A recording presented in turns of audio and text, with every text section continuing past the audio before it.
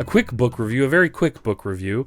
Really, the addendum, or the true discussion of this book, you should check out on my live stream I did yesterday with the great, magnanimous Ben Burgis, who came on to discuss his show, Canceling Comedians While the World Burns. You see, I have notes in it and everything. I took notes. Canceling Comedians While the World Burns, a critique of the contemporary left. And I just want to give a quick review. This is a good book. It's a Zero Books publication. That was the company the publishing house that Michael Brooks did Against the Web with. That's the first book I ever bought from there, from Zero Books, and it's been really cool getting to know the Zero Books crowd. Doug Lane, C. Derek Varn, Matthew McMahon. It's all these really smart people who are putting out great political content. And this is not a long book, but I wouldn't even say it's that short either. It's more than 100 pages. There's a bonus essay in the back about the whole Adolf Reed fiasco with ODSA. But basically, Ben, as I discussed with him yesterday, is giving us a bit of a tactics, right? A tactical book. Like, he, like me, is interested in the left having a mass appeal. And the penchant for moralism and the kind of mob mentality that it's not like the right isn't guilty of, and cancel culture and stuff. That it's not like they're not doing that, but I appreciate that Ben is putting the focus on the left, because the left does this to itself all the time. There's intra-left conflicts and gang-ups and loyalty tests, purity tests, right? Did you support force the vote? Did you?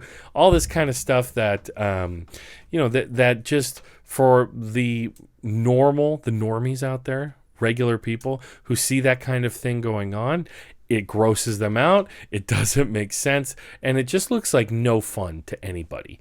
He really does break down a lot of different, some of his the impetus for thinking this way. One thing he brings up, I'll read an excerpt, is called decision theory. Listen to this. The branch of inductive logic that's relevant to strategic arguments is called decision theory. This in turn revolves around the concept of expected value. You get expected values from combining probabilities with utilities.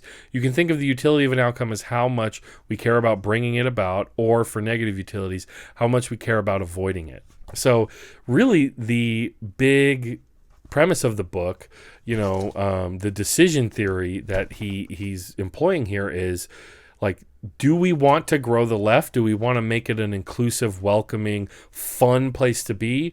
Or do we want to make it a clubhouse that we're constantly guarding the gate to, and that we're publicly shaming and ganging up on and canceling and excommunicating anybody who had a bad take recently, had a bad take, years ago, maybe has even apologized for something they did or said, but it's still, nope, well, they said that then, they believe that then.